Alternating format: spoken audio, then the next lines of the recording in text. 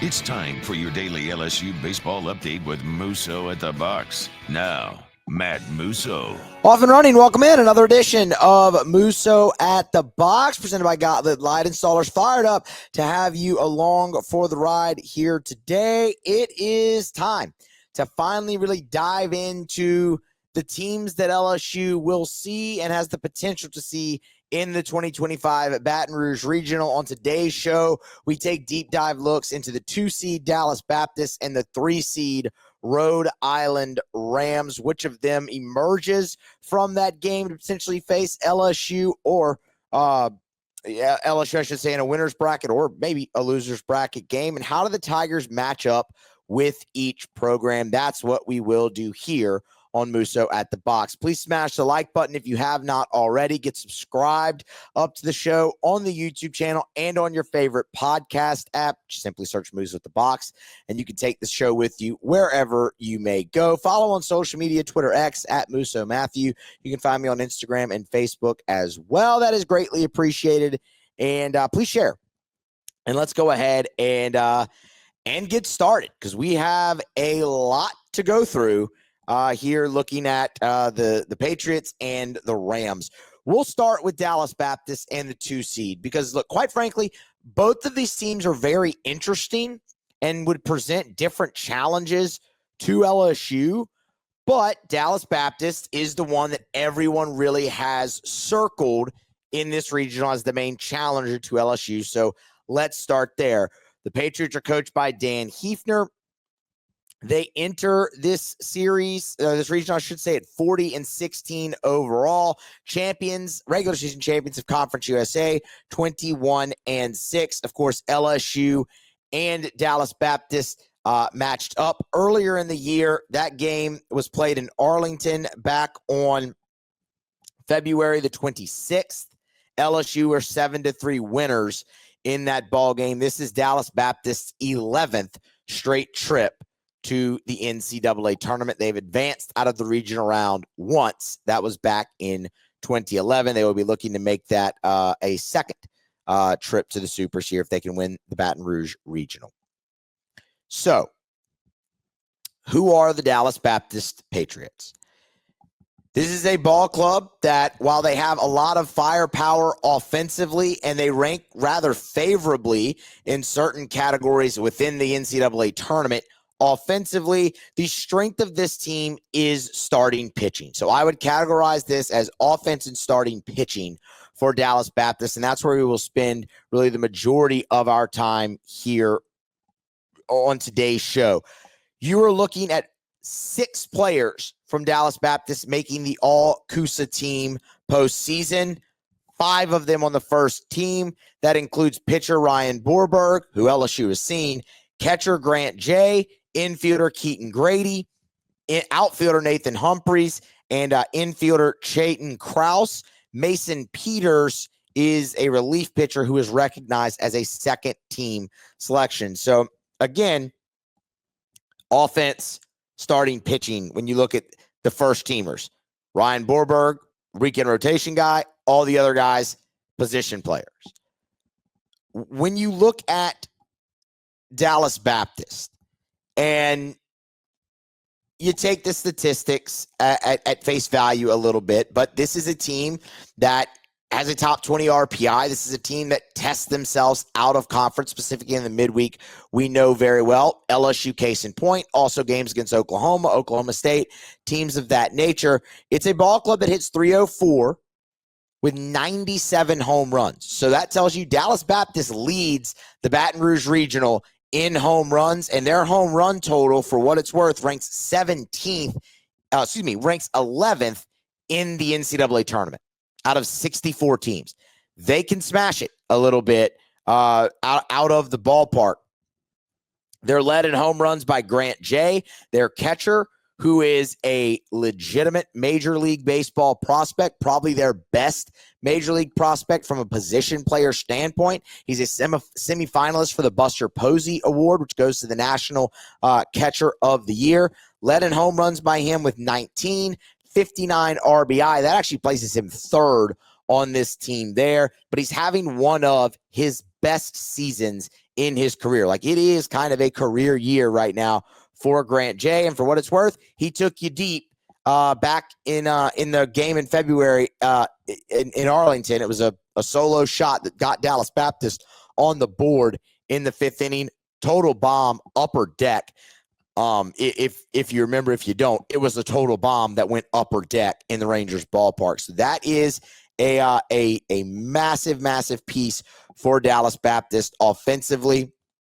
If you want to know kind of the other ones, we talked about Nathan Humphreys, first team All-CUSA, leading hitter, 360, 17 homers, 66 RBI. Keaton Grady follows that up as the second leading hitter, and then there's Chayton Krause. So, and Krause, for what it's worth, also double-digit homers, leading the team in RBI with 69. Those are the three I would highlight. If there's another one, it'd be Michael Datatalo, another major league prospect here potentially for Dallas Baptist. More of a hit for average type guy is Datatalo, but a guy who, again, you saw. If you're wondering what they all did against LSU, Datatalo and Grant had 2 of the 3 hits. LSU shut Dallas Baptist down offensively in that ball game. 3 hits, and of course those guys had 2 of them. They were able to hold Humphreys down at the top of the order, 0 for 3. The thing that's interesting about Dallas Baptist is this is a team offensively that does it in multiple different ways. The home run total is one thing. And again, like we said, that's 11th out of 64 teams in the NCAA. Hat tip to College Baseball Nation. They did all the heavy lifting and went and ranked every team in the NCAA tournament by their statistics and posted a breakdown of each regional. So I'll give them a hat tip on that. That's a really good total. But they also love to steal.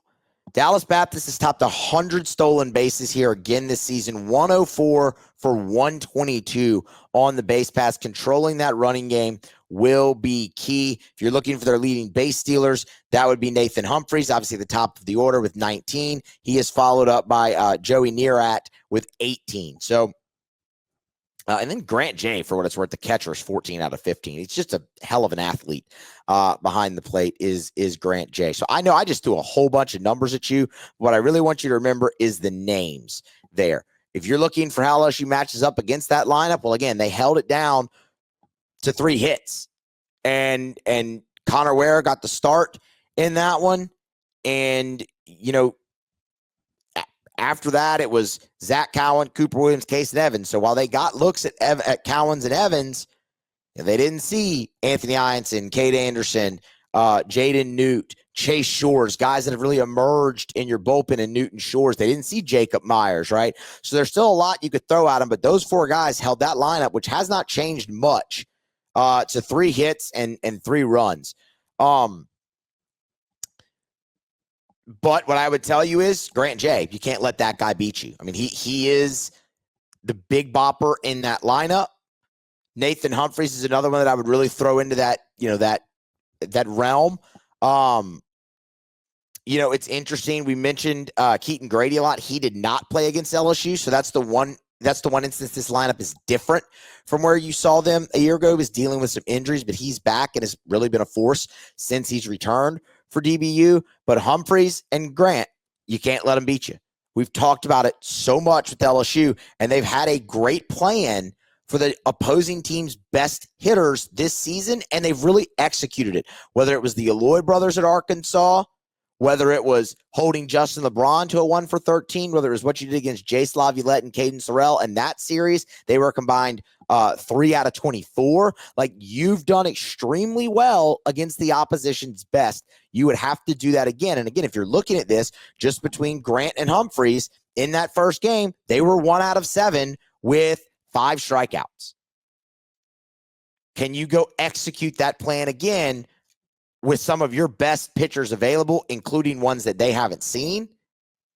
That's a matchup that I really, really like for LSU. So we mentioned offense. We kind of broke it down, ran through it a little bit. How about starting pitching? Because that's the other thing where Dallas Baptist ranks incredibly well here in the NCAA tournament. Dallas Baptist's starting pitcher's K percentage is 9th in the entire tournament. Their ERA is 15th in the entire tournament. This is going to be interesting because they've had to shuffle that rotation an awful lot. Micah Bucknam had really, former LSU Tiger, as a matter of fact, had really established himself at the front of that rotation before an injury in April. So for what it's worth, I'll give you the exact date here. Micah Bucknam was hampered by injury for this DBU team against Louisiana Tech on April the 25th. He missed about a month, returned in the Conference USA tournament, got a start against Jackson State, went 3 innings, perfect, by the way, 3 perfect innings. So he was back to normal. His role might be a little bit different here in this tournament now, and we'll explain that momentarily. Ryan Borberg really assumed that Friday night role. Borberg is a guy that can get it up to 94. LSU saw him in that game back in February. He threw 4 innings, gave up 1 run, and struck out 3 against LSU. So he had success against the Tigers. Now, that being said, we'll get into if you may or may not, you probably won't see him because he's probably going to have to face Rhode Island. That's a very potent offensive club. But Dallas Baptist has the luxury of a solid rotation. I mean, they got 3 guys. If you count Bucknam in there, even if you don't, Mason Peters, who is second team All-Conference USA, we mentioned a moment ago, has really moved from the closer role into the starting rotation after that injury to Bucknam and has really taken up a home there.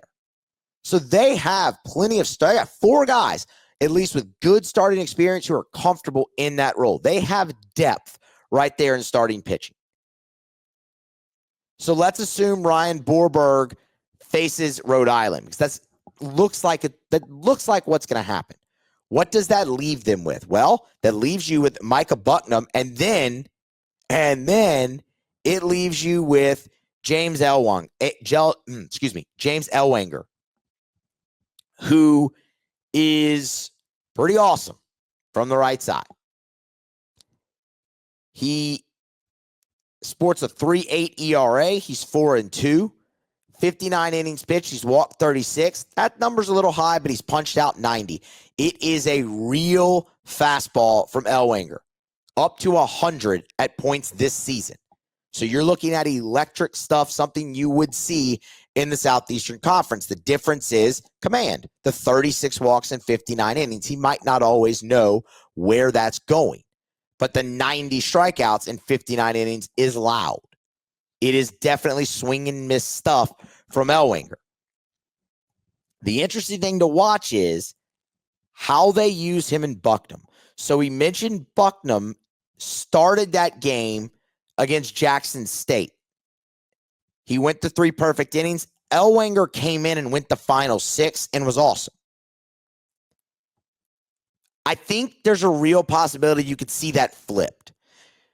Micah Bucknam has really hit a stride at Dallas Baptist, and it's not all that surprising. Like, we all should be very familiar with Bucknam. It's a fastball that can get up to the upper 90s, but it'll sit 93, 95, and it is an absolute wipeout slider. His big thing at LSU was just command and the quality of strikes, and there wasn't the opportunity that he wanted, so he moved on. He seems to have certainly commanded some of those things a little bit better. You're looking at only 23 walks and 59 2/3 innings from Bucknam. We know how good he can be. We saw it in spurts a year ago.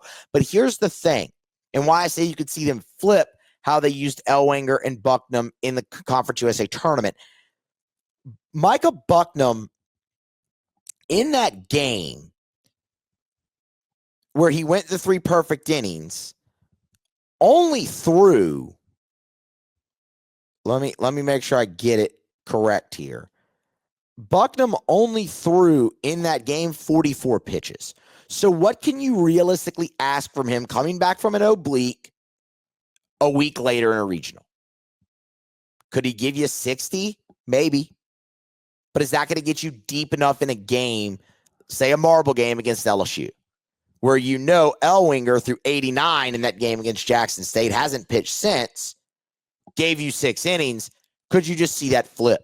And they use Micah Bucknam out of the bullpen potentially here, and that way you can keep Mason Peters in that starting role that he's become so accustomed to now over the last month of this season. Just something to file away and really kind of keep an eye on. The other thing that would do is that would really help Dallas Baptist, because what have we said? Offense, starting, pitching. The bullpen is the weak spot. Dallas Baptist bullpen ERA ranks 56 out of 64 teams in this tournament. In fact, their highest rank is their walk percentage, and that's 31st out of 64 teams. This is not a super talented bullpen. Their bullpen is pitched to an ERA of 5.88 this season. And that tracks when you look at how it went for LSU in game number 1 against them back in February. You got one run off the starter, Borberg. You got 6 runs off their bullpen. And a lot of their key guys out of the pen you've seen. You saw Liam Watt. You saw Gerard Jenkins. You saw Mason Peters. Now, he actually kind of got to you a little bit. But those are guys that they've leaned on. You got to look at them. And against Jenkins and Watt, that's where 5 of those 6 runs came from. And those are guys that they really count on. And guys with some pretty electric stuff, quite honestly, coming out of that bullpen, if they're on, especially a guy like Jenkins. You know, there is a wild card as well, potentially in that bullpen. But I'll tell you one more. Tyler Schott is a matchup lefty that they use, and that's been very good. He pitched to a 1.42 ERA in conference play this year in 8 appearances. Again, matchup guy, but better than a strikeout per inning pitch. So that's somebody you haven't seen that you should keep an eye on as well. And the other one is Luke Pettit, and that is Andy Pettit's son. And he figured into their starting rotation early, went down in his 2nd appearance of the year with an injury, and is now just returned. And he's a 4-pitch guy with electric stuff that they're working back. So potentially, again, adds to that bullpen this go-round. So they could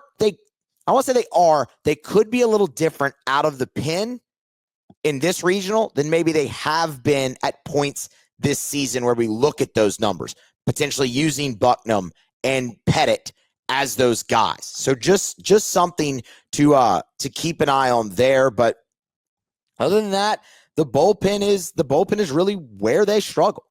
But the way Dallas Baptist sets up their pitching is going to be interesting, because I could see that marble game being very low scoring. The other thing I will tell you is Dallas Baptist on the year is a really, really good fielding team.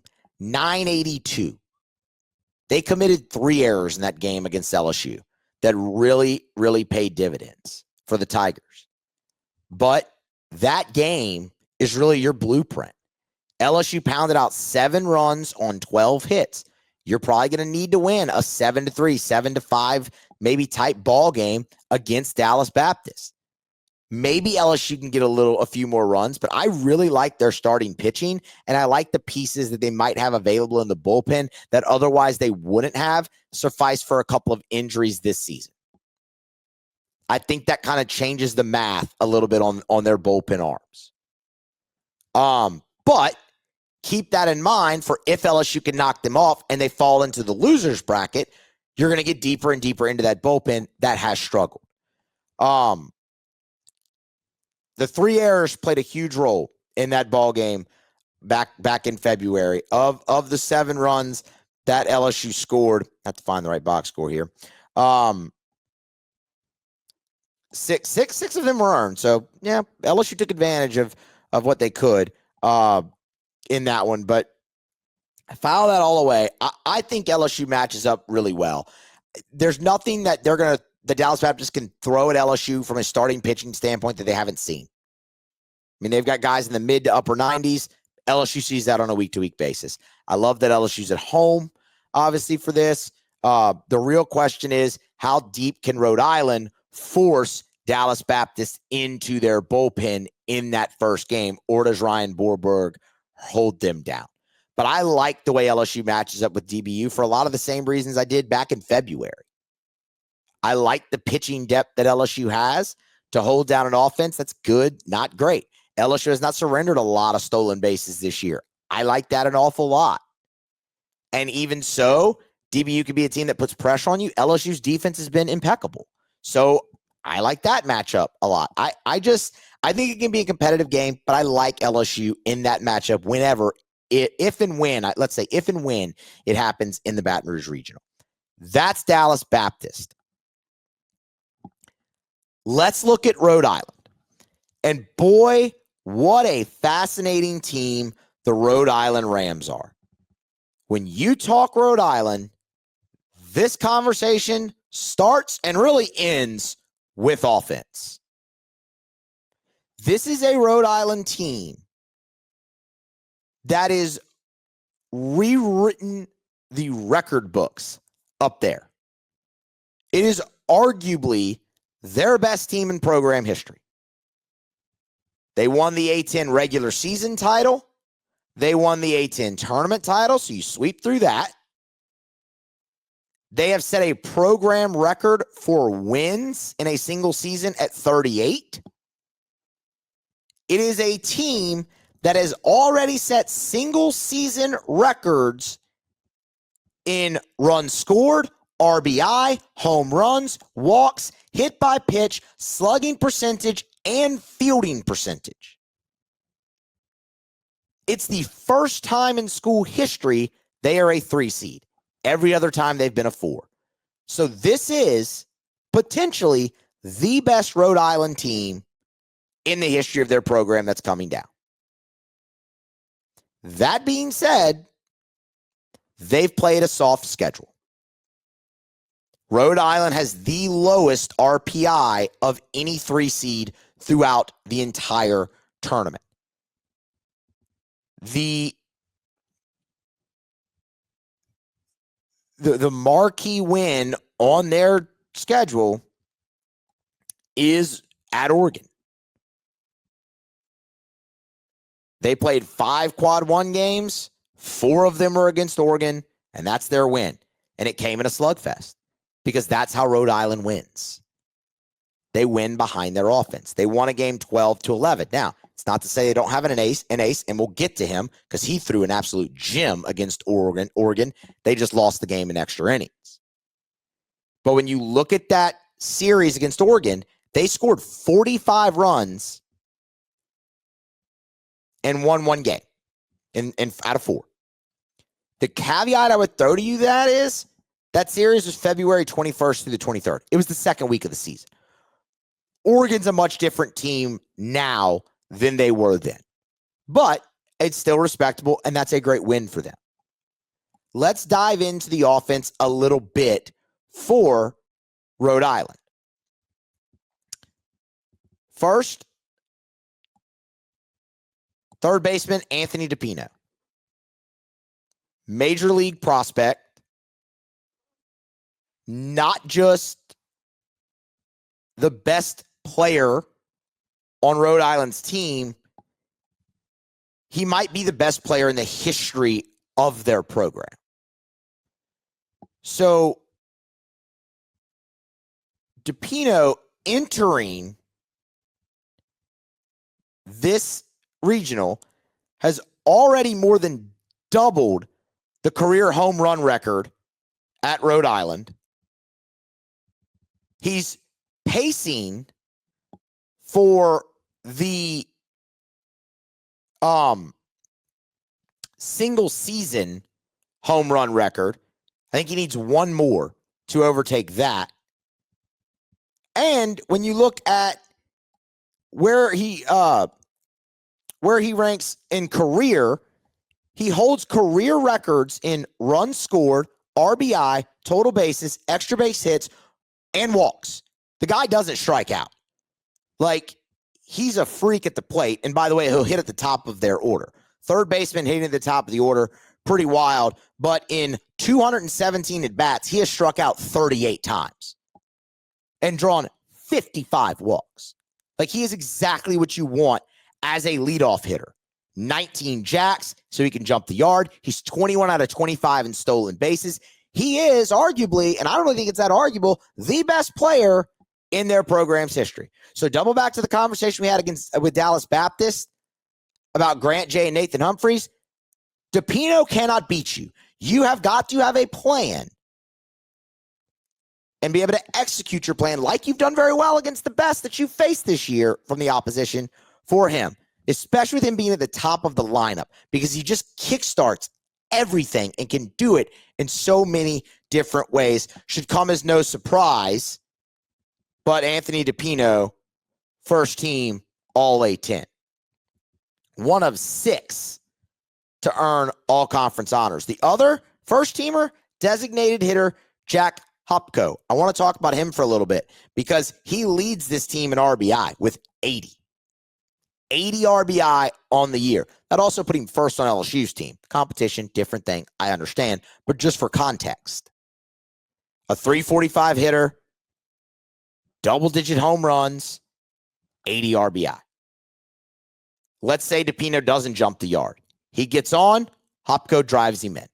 So you're really going to need to, hold him down as well. Reese Maroney is the other one to watch. He's their leading hitter on the team with a 363 average. And then for what it's worth, DJ Perron is second on this team with 66 RBI. He also has 15 homers. There's 4 guys with double-digit home runs. This Rhode Island team, they outslug you. Like, that is their plan, is to outslug the opposition. They also like to run 125 steals in 163 attempts. So the 85 homers, by the way, a single season program record, but also those stolen bases speak volumes as well.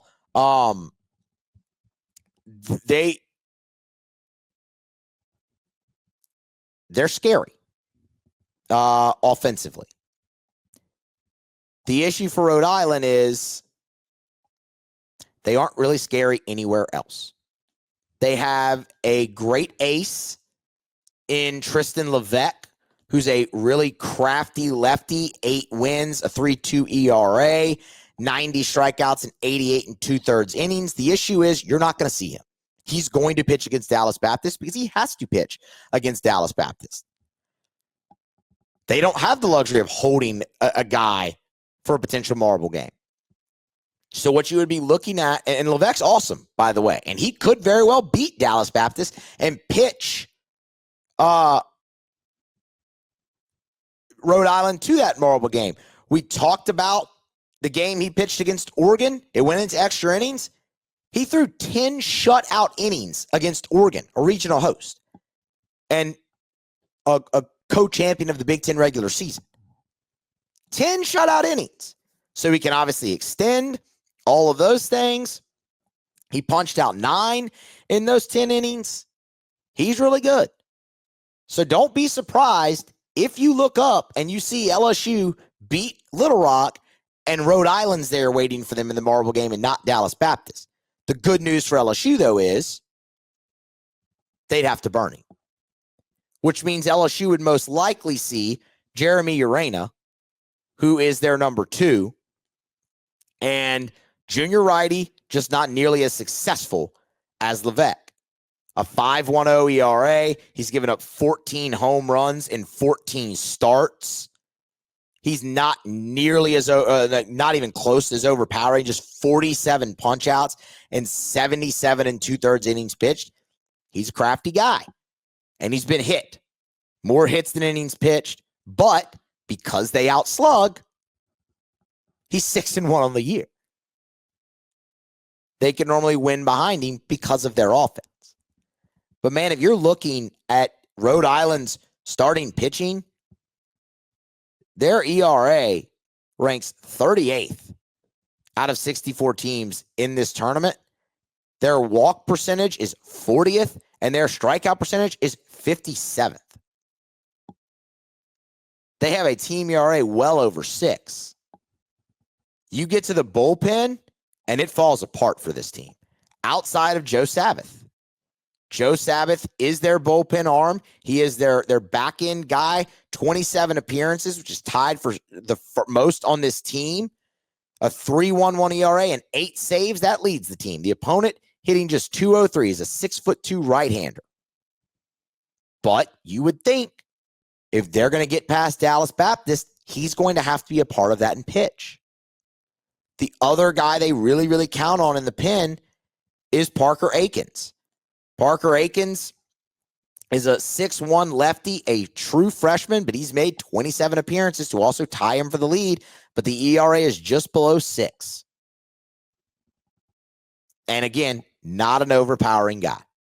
There's offense to be had. And I know you might hear slugfest and get a little concerned potentially with LSU's bats, not against the pitching staff like Rhode Island. Y'all, we have watched LSU in the midweek throughout this season dominate really good team. Take Southeastern for the example. Southeastern was team 65. They were the first team out of this tournament. LSU beat them 15-2. Like when I look at Rhode Island, I look at Little Rock, that's what I see. The key for LSU would be hold down their offense, which again, this is a team that just has not played a tough schedule at all. They have not seen pitchers like Chase Shores on the regular, like Jacob Myers on the regular, like a Jaden Newt, like Cowan, like Evans out of the pen. They're going to face either Ianson or Anderson, who could both end up being first rounders come July. I would expect their offensive numbers to taper down a little bit. I really would. Because outside of DePino, who's awesome and is the best player in their program's history, there's not a lot of major league talent in the lineup. What they have is a lot of good college players who are veteran. It's a veteran lineup that Rhode Island possesses. But y'all, their pitching staff is ugly. It is ugly. Like you just, again, go back to that Oregon series. The game Levesque pitched was 1-0 in 11 innings. The rest of the time, Oregon scored 11, 19, and 15.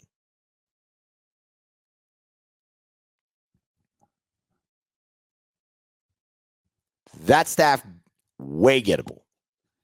And I think LSU could absolutely do that because you've seen them feast on pitching like that all throughout the season. So I would not be really worried about a slugfest. And I think LSU's arms keep that offense well in check. And the same thing goes as we talked about with DBU. They like to run, Rhode Island. LSU's done great controlling the running game from a catching standpoint and from a pitching standpoint. They can put a lot of pressure on you offensively. LSU's defense has been fantastic. It'd be a very interesting matchup just because that's a Rhode Island team that, look, man, they're looking to make a little bit noise with what they feel is arguably the best team they've ever had. Statistically, it is the best team they've ever had. But they're one-dimensional. If you shut down the offense, they don't really have any more bullets left in their gun. How do I think that game plays out real quick? Well, I think you're looking at Borberg and Levesque. I think you actually could see a lower scoring game, which I think favors Dallas Baptist. Dallas Baptist has the better starting pitching. I know Levesque's great, but again, Borberg, it's a guy in the mid-90s. I like that. And they have the better bullpen.